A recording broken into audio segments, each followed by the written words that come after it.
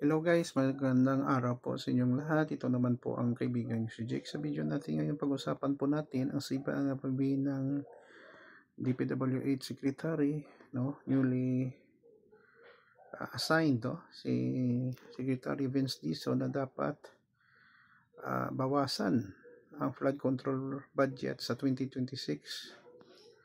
Sang-ayon ba kayo? Ako sang-ayon ako dito kasi maraming kapalpakan, no?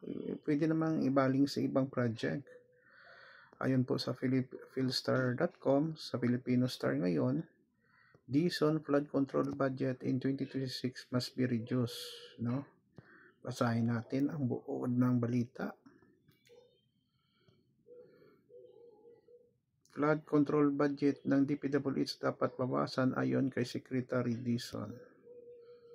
Maynila, Philippines. Iginiit ni Public Works Secretary Vince Dizon na kailangang bawasan ang 268.3 bilyong flood control budget ng DPWH para sa 2026. No? Briefing kanina sa Kamara nitong Setyembre 5. Ayon kay Dizon, naalisin agad ang mga duplicate at hindi akmang proyekto upang matiyak na tama ang paggamit ng pondo. Iginiit din niya na dapat unahin ang mga lugar na lubang binabaha at gawing science-based ang pagpaplano ng mga proyekto. Binigyan ng Kamara ang DPWH hanggang September 12 para magsumiti ng binagong budget proposal. Kasabay nito, nagtatag ang Pangulong Ferdinand Bongbong Marcos Jr. ng Independent Commission para imbestigahan ang umano'y katiwalian sa flood control project. Sa akin lang guys, tama po ang plano ni Secretary Vince Dizon kasi grabe, talamak ang korupsyon sa ngayon sa DPWH.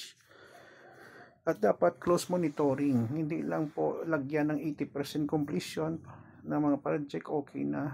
At dapat may video na tapos at lahat-lahat ng mga evidences para napapatunay na maayos ang flood control project. And then every 3 months, i-check kung tapos na talaga, magagamit, hindi madaling masira. Nakakalungkot isipin ang ang suspect din sa corruption, ang mga politiko, ang mga contractors, ang mga nasa DPWH. Sana po makulong sila at mabigyan ng hustisya tayo ng mga taong bayan. Yun lang po guys. Maraming salamat sa inyong panonood, pagsuporta. Ito naman po ang kaibigan niyo si Jake. Paalam. I love you all. Ingat po tayo lagi.